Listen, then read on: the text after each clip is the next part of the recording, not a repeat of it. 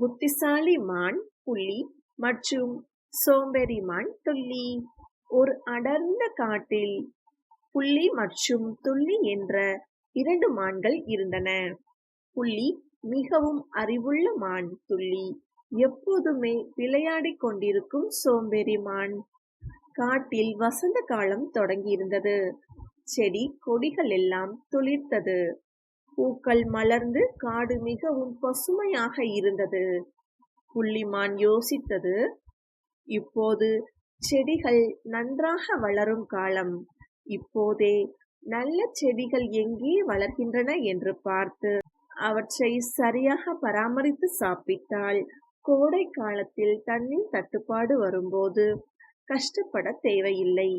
புள்ளிமான் தினமும் காட்டின் ஒரு பகுதியில் இருந்த நல்ல புல்வெளியை தேடிச் சென்று அங்கிருந்த முட்களை அகற்றி அந்த இடத்தை சுத்தமாக வைத்திருந்தது.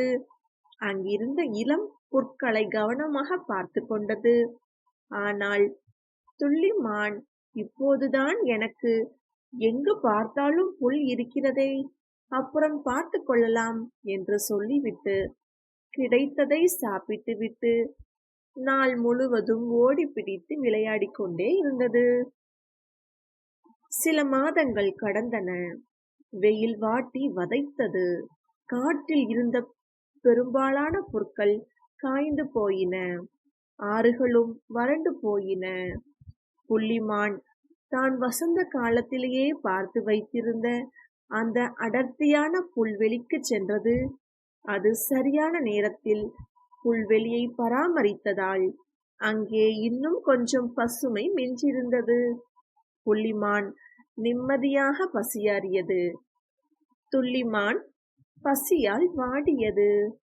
காடு முழுவதும் அலைந்து திரிந்தும் அதற்கு ஒரு துண்டு பச்சை புல் கூட கிடைக்கவில்லை. அதன் கால்கள் சோர்ந்து போயின.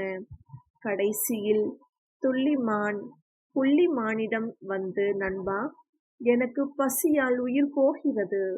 நீ எப்படி இவ்வளவு பசுமையான புற்களை வைத்திருக்கிறாய் என்று கேட்டது.